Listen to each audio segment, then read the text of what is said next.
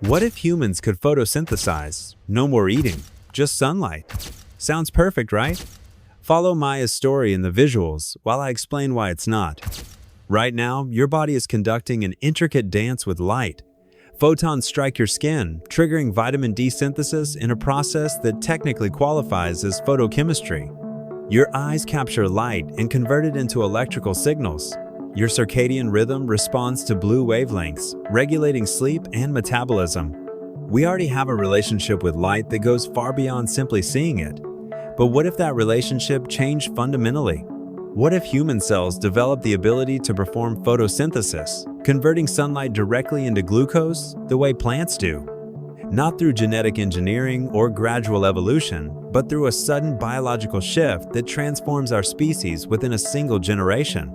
This is a thought experiment about what happens when humanity's most basic need, the need to eat, simply disappears. The mechanism would require human cells to acquire chloroplasts, the specialized organelles that plants use to convert light into chemical energy. In the most plausible version of this scenario, a horizontal gene transfer event occurs, similar to how bacteria occasionally exchange genetic material across species. Perhaps a modified virus carries the necessary genetic instructions, or perhaps exposure to a novel organism triggers dormant sequences in human DNA that we inherited from ancient photosynthetic ancestors billions of years ago. Within weeks, patches of skin begin to show faint green discoloration. Within months, the average person can derive enough energy from 6 hours of sunlight to sustain basic metabolic functions. Within 18 months, the need for food becomes optional for most of the global population. The change happens faster in children, whose cells divide more rapidly.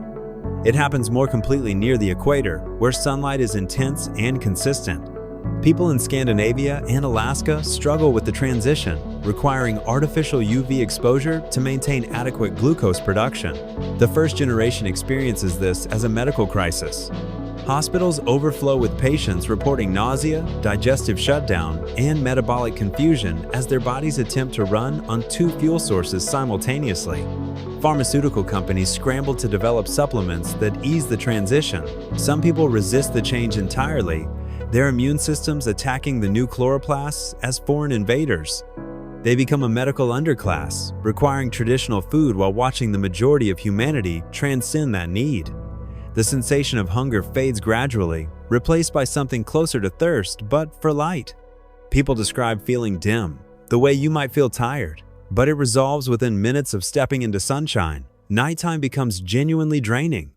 The phrase solar-powered stops being a joke. Your skin is now your primary organ of survival, which means clothing becomes a medical consideration. Offices install UV panels in ceilings. Beach culture explodes as people seek maximum skin exposure. Tanning bed technology advances rapidly, becoming a utility rather than a cosmetic luxury. Within 5 years, most buildings feature solarium rooms where workers rotate through during the day, absorbing light in shifts. Agriculture collapses within the first 18 months, exactly as predicted. Not all at once, but in cascading stages that catch everyone off guard despite being entirely foreseeable. First, demand for fresh produce drops 40% as families realize they only need to feed children who haven't fully transitioned yet. Grocery stores respond by cutting orders. Farmers plow under crops mid-season because harvesting them costs more than they'll earn. Then meat consumption plummets because the sensory pleasure of eating rapidly loses its appeal when your body no longer associates food with survival. Steakhouses become nostalgia experiences, like vinyl record stores, serving a small population of enthusiasts. The cattle industry implodes.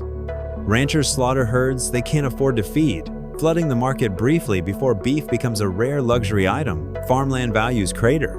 Rural economies built on agricultural labor for generations face unemployment rates above 70%. Small towns empty out as families migrate to cities where UV infrastructure is being built. Within a decade, commercial farming employs less than 1% of the workforce it supported before the change. The word farmer begins to disappear from career aptitude tests. Grocery stores don't vanish entirely, but they transform into something closer to specialty boutiques, selling foods for pleasure rather than necessity. Chocolate remains popular. Coffee shops survive by pivoting to social gathering spaces with excellent lighting. But the massive supply chains that move thousands of tons of grain and produce across continents daily simply stop.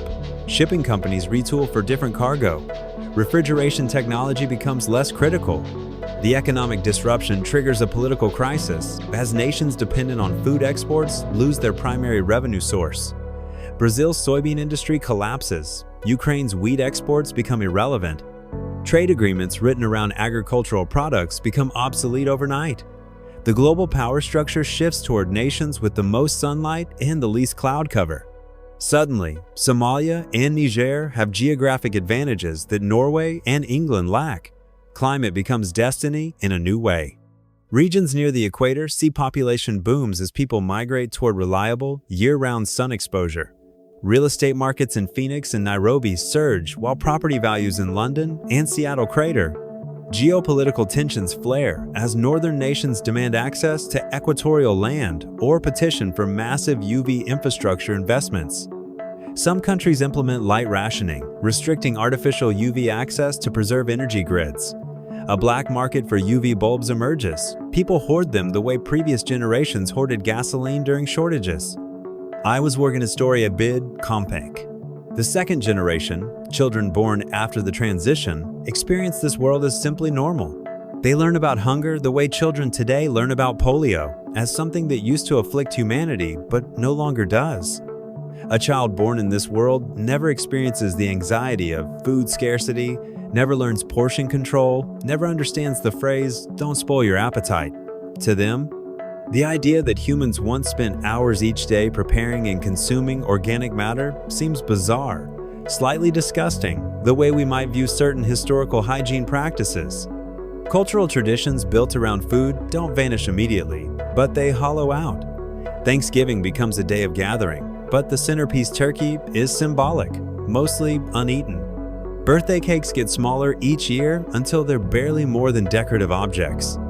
The phrase breaking bread together loses its metaphorical power because nobody under 30 has experienced bread as a necessity. Wedding receptions feature light installations instead of banquet halls. Restaurants survive, but only as experiential venues for people seeking nostalgic flavors or social rituals. The average person might eat recreationally once a month, sampling small portions the way someone might try an exotic drug, curious about the sensation. Cooking becomes a niche hobby, like woodworking or calligraphy, practiced by enthusiasts but irrelevant to daily survival. Recipe books become historical documents. I was working a student. Grocery shopping transforms from a weekly necessity into an occasional leisure activity. Within 50 years, the economic systems built on food production have been completely replaced by light access infrastructure. Cities redesign themselves around photosynthesis optimization. Buildings become shorter and more spread out to prevent shadowing.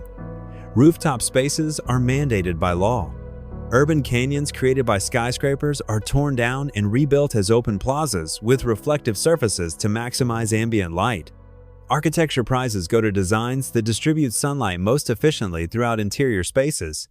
The technology sector booms as companies develop better UV panels, light storage systems that allow people to bank solar energy for nighttime use, and wearable photon collectors that supplement natural sun exposure. A new class of professionals emerges: light efficiency consultants who optimize home and office layouts for maximum chloroplast productivity. I was working a student. But beneath these practical adaptations, something stranger happens to human social structures. The elimination of hunger removes one of the most fundamental forms of vulnerability that humans share. Previously, every person, regardless of wealth or power, needed to eat multiple times per day. That common necessity created social bonds, established rhythms of dependency, and grounded human experience in a shared biological reality. Without it, a new kind of stratification emerges. Consider two identical people. One has fully transitioned to photosynthesis. The other, due to immune complications, still requires traditional food. Society treats them as different species. The photosynthetic person has access to free, unlimited energy from the sun. The non-photosynthetic person must purchase food, which has become exponentially more expensive as production has collapsed. Insurance companies classify them differently. Employment opportunities diverge. Social spaces are designed around photosynthetic needs, making the food-dependent feel alien in their own world. Discrimination emerges, subtle at first, then increasingly overt. Landlords prefer photosynthetic tenants who don't need kitchens. Employers favor workers who don't require lunch breaks. Parents worry if their children show delayed transition symptoms, knowing it will disadvantage them socially. A eugenic whisper runs through the culture, never quite spoken aloud but present in every hiring decision and social interaction. The concept of hospitality transforms completely. For thousands of years, offering food to a guest was a universal gesture of welcome. Now, that gesture becomes meaningless for most people. What replaces it? Offering a sunny room? Perhaps. Turning on UV lamps. But these lack the intimacy of sharing a meal. The social glue that food provided, the reason humans gathered around fires and tables for millennia, simply dissolves. Families stop eating together because most members don't eat anymore. The dinner table, once the center of domestic life, becomes furniture without function. Rooms once designed as kitchens are converted to other uses. The entire spatial organization of the home shifts. Relationships change in ways nobody predicted. Dating rituals that involve dinner and drinks become obsolete. Couples who once bonded over cooking together find that shared activity gone. The phrase "the way to someone's heart is through their stomach" becomes historical curiosity. Intimacy requires new forms. Some researchers suggest that photosynthesis actually makes human connection harder because it removes a fundamental shared vulnerability. When you don't need anything from anyone, when sunlight alone sustains you, the biological imperative for cooperation weakens. Communities become more fragmented. People spend more time alone, basking in light, less time in social spaces. Mental health patterns shift. Depression rates initially drop, possibly because vitamin D production increases dramatically. But anxiety disorders spike as people struggle to find meaning in a world where survival is essentially automatic. The hedonic treadmill accelerates. When obtaining energy becomes trivial, people chase other forms of satisfaction more desperately. Extreme sports surge in popularity. Risk-taking behaviors increase. Addiction patterns shift toward experiential rather than substance-based compulsions. And Bolden and Bergen. Thank you for watching and has been Night Bowls. Perhaps most troubling, the removal of hunger eliminates one of the primary evolutionary pressures that shaped human intelligence. For millions of years, the smartest humans were those who could locate, secure, and process food most effectively.